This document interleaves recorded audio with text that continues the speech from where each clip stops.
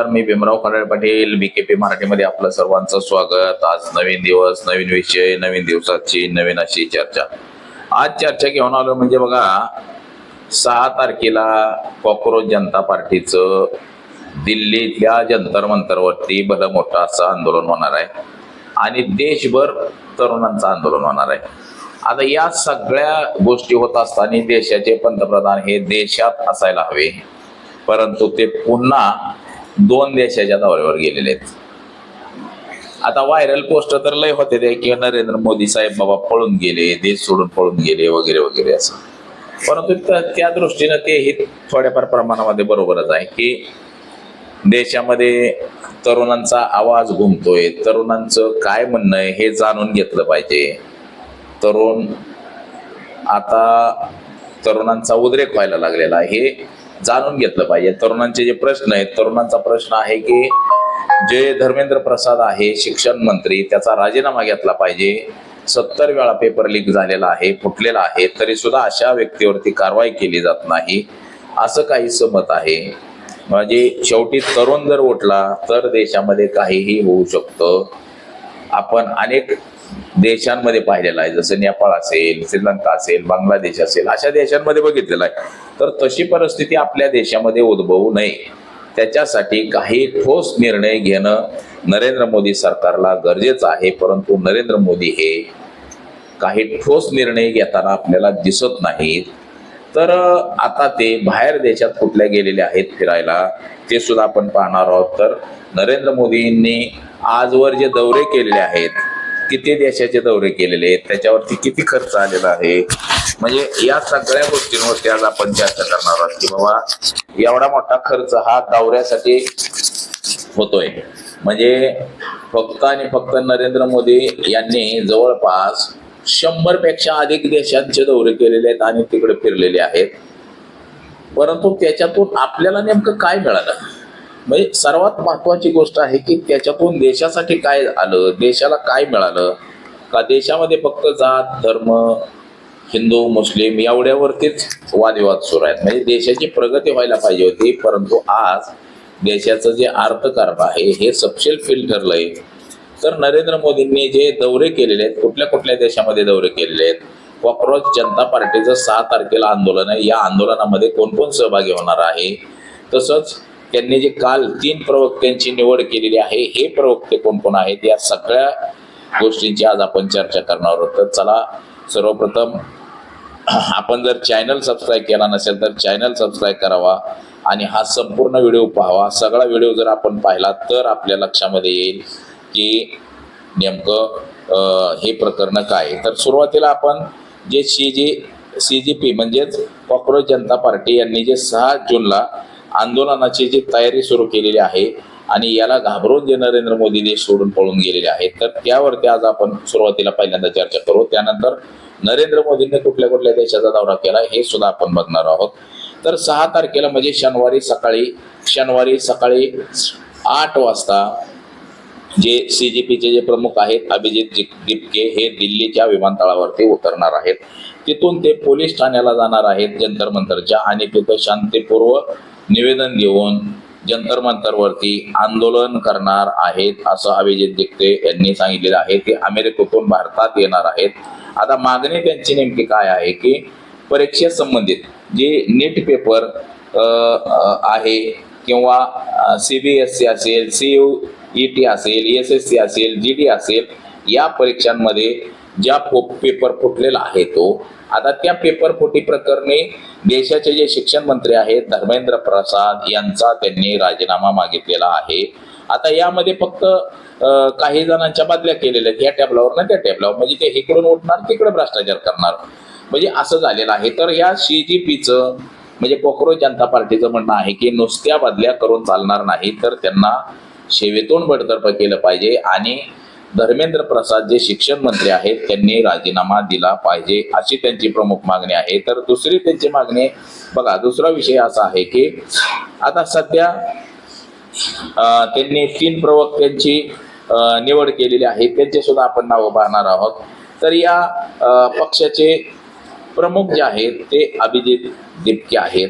त्यानंतर बघा, ह्या पक्षाची स्थापना झालेली आहे 16 मे 2026 रोजी. 15 मे 2026 रोजी सुप्रीम कोर्टात CJI जे आहे सूर्यकांत आहे, त्यांनी फर्जी डिग्री करांना उद्देशून कॉक्रोच आणि परजीव अशा शब्दांचा वापर केला. यामुळे सुशिक्षित बेरोजगार लोक कमालीचे नाराज झाली आणि त्याच्यातूनच कॉक्रोच जनता पार्टीचा उदय झाला. आता नारा सुद्धा आला बघा, आल सीओ और बेरोजगारों की आवाज म्हणजेच कॉक्रोच जनता पार्टी असं आहे. आता वैशिष्ट्य, व्यंगचित्र आहे, आंदोलक आहे, राजकीय आहे, 3 कोटी इंस्टा फॉलोअर झालेले आहेत, 3.5 लाख अधिकृत नोंदणी झालेली आहे, स्वयंसेवक आहेत, कॉक्रोचच्या वेशभूषेत आंदोलन करतायत सध्या देशभर. आता 6 जूनचा जो प्लॅन आहे अभिजित तिपके यांचा तो सुद्धा आपण बघा. अभिजित तिपके हे सकाळी दिल्ली विमानतळावरती उतरणार आहे, तिथं समर्थकांच्या गाठीभेटी घेणार आहे, नंतर ते मिळून संसद मार्ग पोलीस ठाण्यामध्ये जाऊन जंतर मंतर वर आंदोलनाची परवानगी मागणार आहेत. त्यानंतर पूर्णपणे शांत, पूर्ण आणि संविधानाच्या चौकटीत राहून आंदोलन करणार आहेत असं अभिजित तिपकेंनी सांगितलं. आणि सगळ्यात जे येणारी लोक आहेत, स्टुडंट आहेत, विद्यार्थी आहेत, त्यांना सुद्धा हेच सांगितलेलं आहे की सगळ्यांनी शांतपूर्ण मार्गानं आंदोलन करायचंय. आता आंदोलनातल्या प्रमुख मागण्या ज्या आहेत, NEET, CBSE, CUET, SSC आणि GD यासारख्या परीक्षांमध्ये गडबडी झालेली आहे आणि करोडो विद्यार्थ्यांना ताणतणाव सहन करावा लागलेला आहे. त्यामुळं या शिक्षण मंत्र्यांनी राजीनामा दिला पाहिजे असं हे सांगितलं गेलेलं आहे.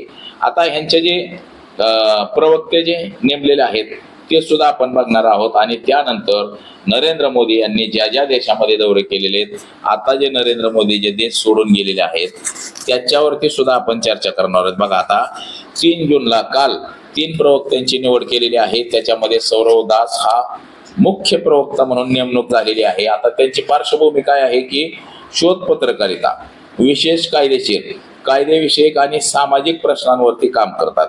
आंदोलन नोव्हेंबर 2025 मध्ये इंडिया गेट दिल्ली येथे प्रदूषणाविरोधात आंदोलनाचं नेतृत्व केलेलं होतं. मत, देशातील तरुण पिढी रागात आहे कारण त्यांना फक्त भविष्याचे आश्वासन दिले, आता ही पिढी स्वतः देशाचे भविष्य लिहिणार असं मत त्या सौरव दास यांनी व्यक्त केलेलं आहे. तसंच विजेता दहिया हा सहप्रवक्ता आहे दुसरा, आणि त्यांची सुद्धा निवड केलेली आहे. तर त्यांची पार्श्वभूमी काय आहे, राजकीय अभ्यासक आहे, ते लेखक आहे, कंटेंट क्रिएटर आहे आणि चित्रपट निर्माता सुद्धा आहे. तो त्याचं शिक्षण झालेलं आहे दिल्ली टेक्नॉलॉजी युनिव्हर्सिटी म्हणजे DTU मध्ये.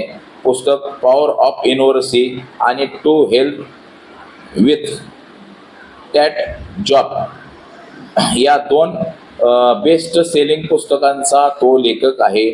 चित्रपट दरारे आणि ओपरी पराई या हरियावनी चित्रपटाचं लेखन आणि दिग्दर्शन सुद्धा त्यानं स्वतः केलेलं आहे. तर त्यानंतर तिसरा जो प्रवक्ता आहे तो आशुतोष रांका. पार्श्वभूमी आहे IIT कानपुरीचा तो विद्यार्थी आहे.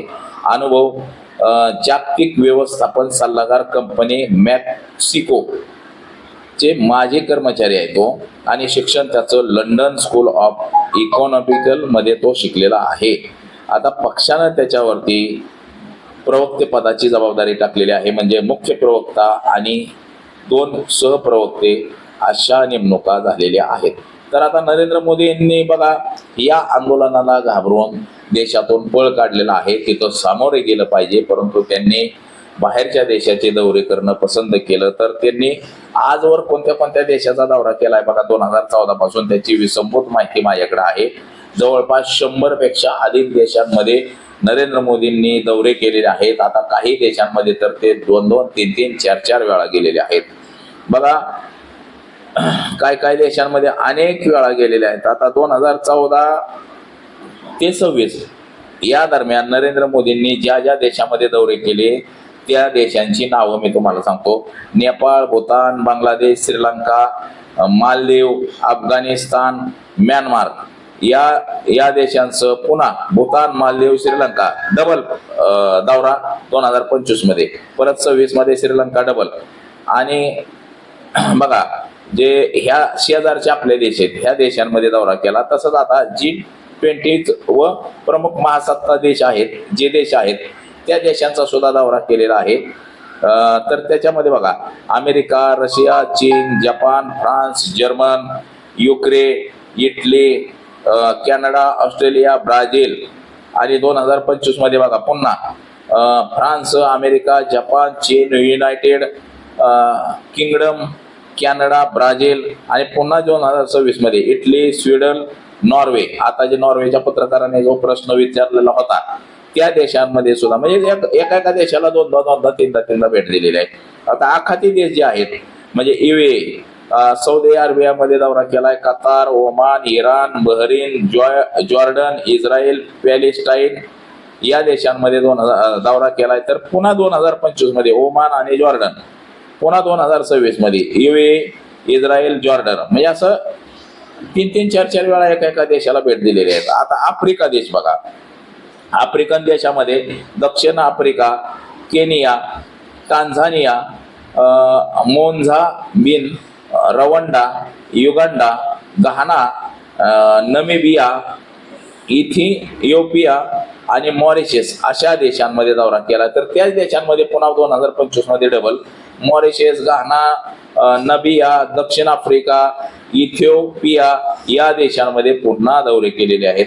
आता आग्नेय आशिया व पूर्व आशिया या देशांमध्ये सुद्धा दौरे केलेले आहेत. तर या देशांमध्ये बघा Singapore, Malaysia, Indonesia, Thailand, Vietnam, Philippines, दक्षिण कोरिया आणि मंगोलिया या देशांमध्ये दौरे केले. तर पुन्हाच त्या देशांमध्ये अजून डबल दौरे बघा थायलंड आणि मॉरिशस मध्ये पुन्हा दौरे केले.